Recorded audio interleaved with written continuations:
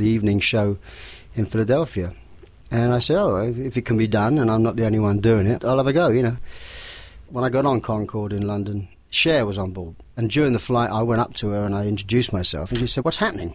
So I said, oh, well, I'm surprised you didn't know about it, but there's this big concert today. And she said, oh, well, could you get me on? I said, no, just turn up, you know, you'll be all right, just turn up. Anyway, my last view of the concert, because after the Zeppelin thing and the Eric Clapton thing and my little turn, I was knackered, you know, my batteries just wound down, and I took the last helicopter back to New York, and I didn't participate in the We Are the World finale, which I was supposed to. But I got back to New York, turned the television on, and lo and behold, who did I see on television with a microphone in a hand on stage but Cher? So it just goes to show, wherever there's a will, there's a way. We're going to go live to Ethiopia. Greetings from Ethiopia. That's the Diarrhea Song, sung for you by over 1,000 children in the World Vision Feeding Centre at Alamata, northern Ethiopia. Wembley, will you please welcome America to Live Aid Day? Hello, America. Welcome to the world. Have a great day. Have as good a day as we're having. And please, please, give us as much money as we know you have, like everybody else around the world. Have a good day. The other great thing I remember is when we brought in America. And it really worked, and I remember Harvey giving me a sort of high-five slap because he'd always said it won't work and it's a stupid idea. And I said, why is it stupid? It gives you 15 minutes where you can change stages, you know. I don't want any gap in this thing. I don't want any people milling around, you know, going off. I want them focused the whole time. So that 15 minutes is filled by America and in America by Britain. So that started working, split second. I mean, the production, I mean, anyone who's a techie, you know, TV or radio guy will know the production, just genius. I mean, it's just what the Brits are great at, you know. I mean, they can really do this stuff. That Canadian rock and roll artist, the connection for Live Aid in Canada, Bryan Adams. In the middle of a tour, he's come here to entertain you. I think Bob Geldof is a saint.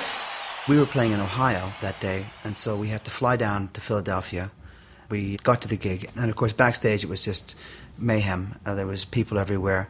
It was quite chaotic, but somehow it got done, and that's the marvel of it. And when you look back, it was quite an amazing feat to have pulled off. How they did it, I don't know, but he did it. I'm glad that we were the first artists to go over to Europe too. Even now people still comment saying, oh, I saw you come up on the screen in Wembley, and we didn't even know who you were. So it's quite a significant time.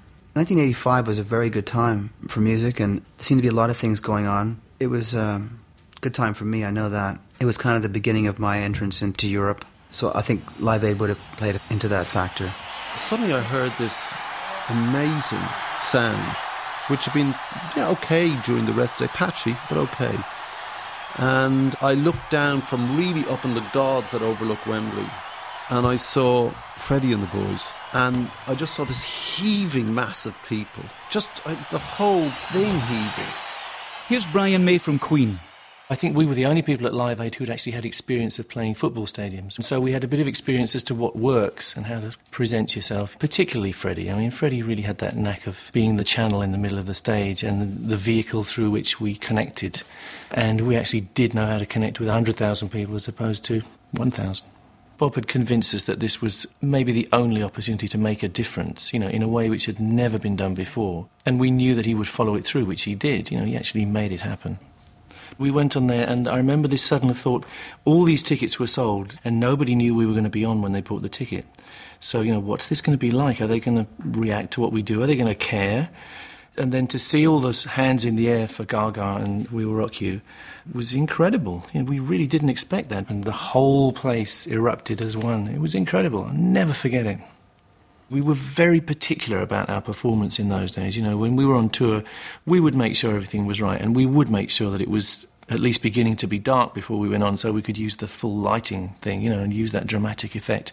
We would go to endless lengths to make sure the sound was right. The costumes were right, we rehearsed everything, you know, perfection in everything. And Live Aid, we had to really step off that board, which was the great thing, you know, and it was very good for us. In retrospect, you can see that. No lights, only a modicum of our own gear, because everybody has to play on the same gear. No costumes, you know, we were in jeans and shirts. Never, ever had we done that, you know. So suddenly you're getting rid of all the sort of stuff which we thought was essential for our performance, and it's just us. And I think it did a great deal for us to realise that we could do it, that it didn't depend on all that stuff. And of course Freddie always has this slightly self-mocking thing, you know, he's playing around with the cameraman and stuff, you know, which I don't think anybody else did. Nobody had the balls, you know, everybody's very nervous. But Fred's thinking, OK, you know, this guy's coming up to me, I'm going to go up to him, I'm going to do this strange little sort of interaction that he did with it. And it's unique watching him do that. And of course he involves the audience all the more because of that, because he's stepping out of the frame. You know, Freddie was never contained by his frame, and that's what makes him so unusual. Well, we rehearsed, we did our homework, we went to this place and we did 3 days. I mean, probably only a couple of hours every day and a lot of talking and a lot of drinking tea mainly. But we were quite ruthless, you know, we cut a few down, put them into a set and ran it a few times, so we knew what we were doing. And it worked. Here's Elton John. I always remember that Queen stole the show. I never thought it was so much about the music, it was about the spirit of the occasion. And Queen were absolutely brilliant. They came on at that time of early evening and just blew everybody away. I mean, I saw Freddie after they came off and I said, well, that's all of us dead and buried, because he was so brilliant. Bob had asked Paul McCartney to perform Let It Be as the final song at Wembley. It inspired everyone. I don't think I was special in that respect. I think the idea that we could do something about it. And suddenly there was this voice of the people being harnessed. And I was part of it, you know, as everyone else was. So it was very inspirational. I think it's led to a lot of things. I think it's led to a lot of people thinking, you know, we can do something about this. It was a very emotional day. It was a day when the nation came together, and I just felt privileged to be part of it. I think part of the attraction, you know, was the way Bob did it. Effing and blinding his way through it all. You'd not really seen that. Ah, Jesus Christ, you know. Real good Irish passion coming at you. And there was no doubt he meant it. In the long term, because Live Aid learned from its mistakes, I think it achieved a lot. And it's ongoing. You know, the thing that's thrown at rock stars and causes is that, oh, it's a flash in the pan, you know, they're just doing it for the day, and whatever. I think staying in the game and staying committed to the cause over 20 years is quite something. And that's what pays off in the end, you know. Because you have something that has history, that has wisdom attached to it, that has experience attached to it. And so if you want to be in this kind of work, you have to stay with it.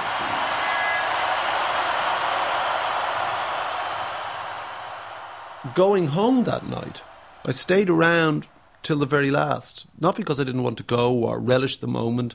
I was just knackered, wanted to have something to eat, sit down, moment of calm, looked around, and there was no one there.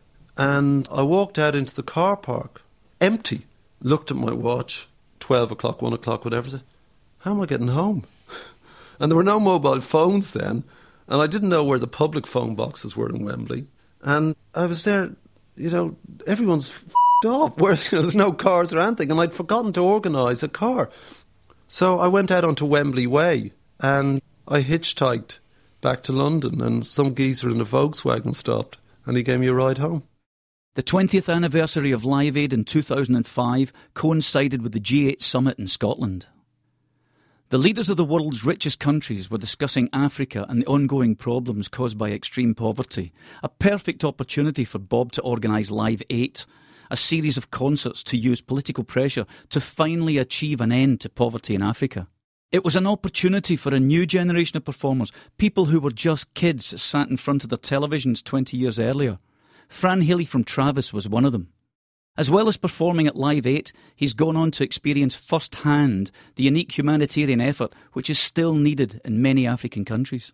When I came back from Sudan, I felt, and I still do feel, very inspired.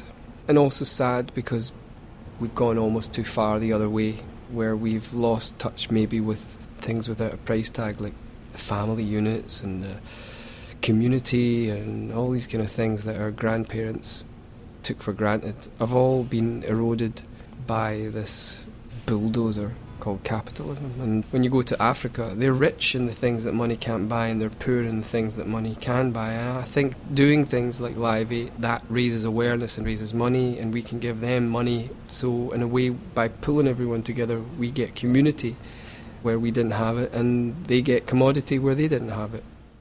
As well as the money raised by the original Live Aid, there was a secondary legacy, one which has gone on to help millions of people around the world.